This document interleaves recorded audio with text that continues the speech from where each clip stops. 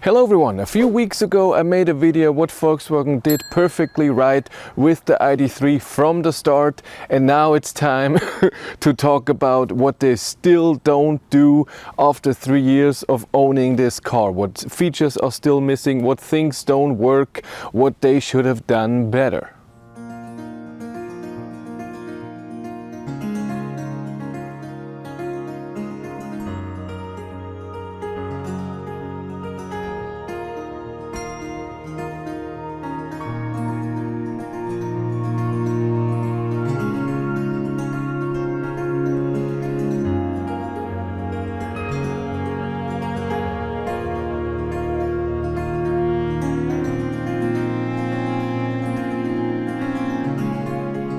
If you want to support the channel, there's a Patreon link in the description below, and also there's channel membership here on YouTube where you get early access to videos and also behind the scenes things.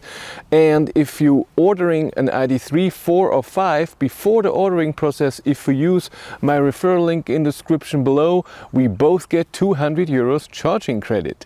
And you can also follow me on Instagram for behind the scenes pictures. After 3 years and 57,000 kilometers, I did a degradation test with this car. Video is already online, and subscribe so you don't miss if there are more things that happen with this car. Let's start with the features. Like I said, I have this car for 3 years. When I got the car, a lot of features were missing. They got added with software updates over time, the same as in the app. But still, a main thing is, in the app right now, I cannot lock or unlock this car. I can see if it's locked and unlocked, but this only appeared with ID software 3.0 in the end of this year. So for over 2 years, I couldn't even see if it's locked or unlocked, if the windows are open or anything. So this just got integrated, but I still cannot lock and unlock it. I now have with 3.0, I know where the car is. Unless it's moving, then I don't see it. But I guess that's just a decision that Volkswagen made. But again, I cannot do the horn or the light or anything with the car. I cannot interact with the car, what it's doing. I can just see information about the car. Software updates, yeah, that's a big thing when it comes to Volkswagen ID. In the beginning, right from the start, they said over-the-air updatable through the lifetime for 10 years or so, they said. And then was the statement thrown out at some point, every 3 months there will be an over-the-air update. I have this car for 3 years, like I said, 2 million times, and I had 2 over-the-air updates, and both of them were not easy. A lot of cars had problems. 2.3 took a long time till every car got the update, and it were 2 updates. It took a long time, and 3.0 was even stopped because the over-the-air update didn't work very well, and it took so long. That's why they had to invite cars into the service centers to put the update on manually. So over-the-air updates are not working very well even after 3 years. I don't even know when the next one is planned. I think it will be 3.5. I'm on 3.2 right now. ID3 facelift has 3.5 already on, and we'll see when that will be and how it will work. Yeah, other manufacturers, Tesla for example, when you have an over-the-air update, you get per app a message, hey, there's an over-the-air update available, and then you say install, it's in the garage anyways, and then half an hour later or less, it's done, and then you have new features and to the core, not just a bit of surface stuff. And in the ID cars, how the cars are built with the control units and everything, it just takes so long. Like I said, the update 2.3, there were 2 updates, and one took 8 hours, the other one 90 minutes, and with 3.0 it was the same. And it doesn't even tell you that it's downloading the update. It might take a while because it's a few gigabytes that you have to be downloaded via the mobile connection of the car. And if you are not connected with WeConnect, it doesn't do it anyway, so you have to be connected to the car, which is understandable though. And then you get a message, hey, update is available, and tells you leave the car, and then it takes 8 hours, and in those 8 hours you can't do anything with the car. that's just not very practical. And yes, I get it that overnight you can do that, but it's just, I think that the whole implementation of over-the-air updates and how the cars are constructed is not made for those updates. And that's just very sad that even after 3 years, it most likely is the hardware that's why they still don't work very well. But let's get to the main problem that I think Volkswagen has with the customer, with the ID.3 in particular. And this is future-proofing and updates on the car.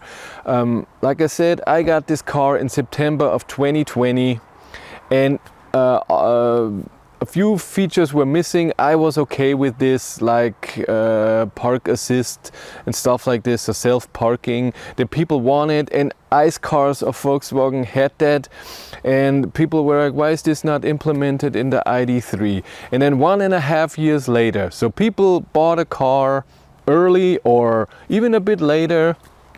They had the car for not even a year, and then the ID.3 came out with ID software 3.0, which had extra hardware and extra sensors on the car, and then the car got self-parking with Park Assist Plus, memory parking, auto lane change, swarm data for the travel assist. So a lot of new things that people thought they would get as a software update in the car at some point, but no, it is a hardware change and it cannot be retrofitted.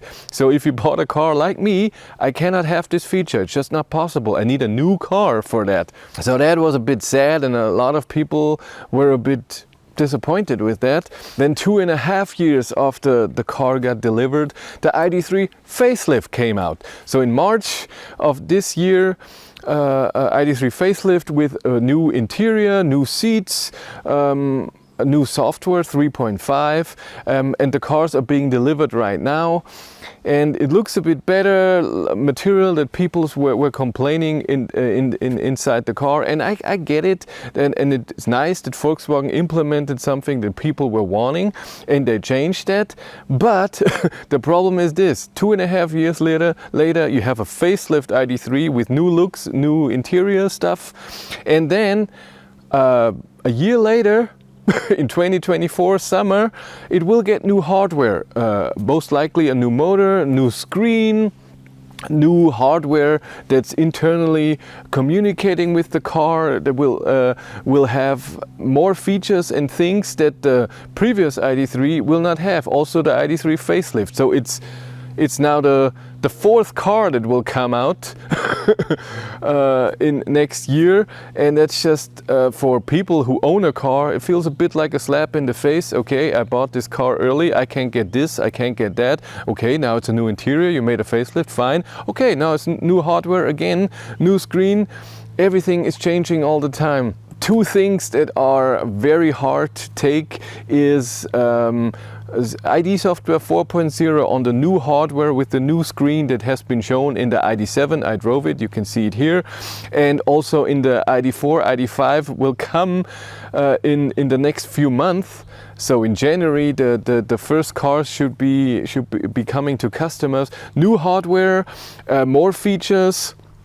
It will have battery preheating when you navigate to a charger, and you can manually do that as well, which is amazing. And there has been an interview on the ID Drivers Club where they talk about charging IDs, and he already said that the old IDs will not get, with the old hardware, will not get the preheating, navigating to a charger or manually, and that's not good. It's just not good. It's a feature that people wanted and were looking forward to in a software update, and it most likely will not come to their cars. They have to get a new car with new hardware.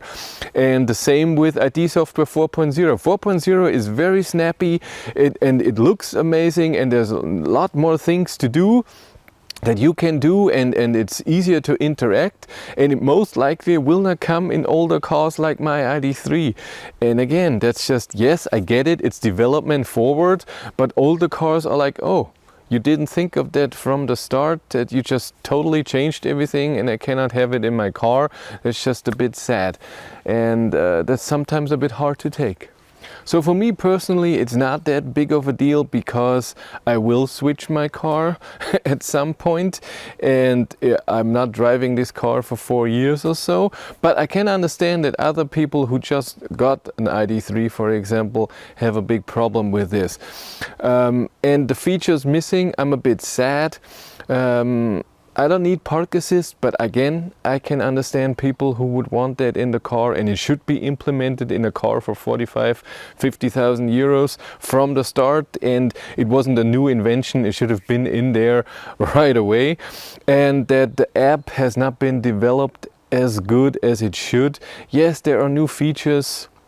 Sometimes it came with 3.0, but it seems to be that a lot has to do with the hardware and the software in the car, not in the app.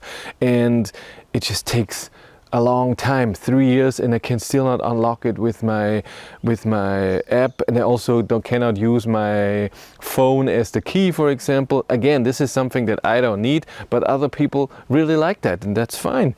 Oh, and by the way, I just did my safety inspection after 3 years on this car. So government safety inspection has to be done after 3 years on new cars, and everything was fine. The tires are down to 3 to 4 millimeters of so these summer tires, this will be their last season, but I will be giving this car back to the leasing company, hopefully the end of the year, maybe beginning of next year. And the winter tires that will go on very soon, those are my tires. The summer tires are with the leasing. And then the car goes back. But everything was fine. Cost 93 euros for 18 minutes that it was inspected. It was just put up, and I have a few pictures here. It looks amazing. And I did brake test and everything is fine. No rust or anything. Brakes are fine. It was just the tires. Yeah, we'll be sad when this car is leaving, and I even don't even know when and how, and maybe it will stay for longer, but I hope not. But that's it for me. Thank you very much for watching. Have a great day and take care. Bye.